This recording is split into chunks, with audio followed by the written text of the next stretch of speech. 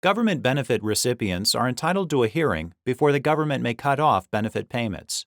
But the benefit programs Medicare and Medicaid often pay nursing facilities directly for providing care to program beneficiaries. Are a home's residents also entitled to a hearing before the government may cut off payments to the home for their care? That's the question in O'Bannon versus Town Court Nursing Center. Town Court Nursing Center operated a nursing home in Philadelphia, Pennsylvania. After being certified to provide care to Medicare and Medicaid recipients, Town Court entered into provider agreements with the state and federal governments, under which Town Court would be reimbursed for providing care for a one-year period, as long as it continued to meet certain standards. A year later, the federal government notified Town Court that it no longer met these standards, and that Town Court was therefore no longer qualified to receive Medicare reimbursements.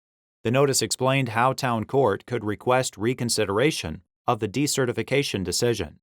Based on the federal government's decision, the state also notified Town Court that its Medicaid provider agreement wouldn't be renewed. Town Court requested reconsideration.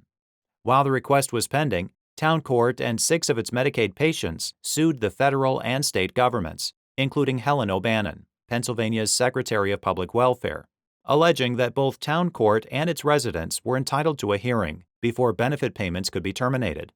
The complaint asserted that if payments were terminated, Town Court would have to close, and its patients would have to transfer to other facilities, suffering a loss of benefits as well as psychological and physical harm. After the federal government denied Town Court's petition for reconsideration, the district court ruled for O'Bannon. The Third Circuit then held that Town Court wasn't entitled to a pre-termination hearing, but that the individual residents were, concluding that certain Medicaid provisions gave the residents a protected property interest in continued residence in their choice of home.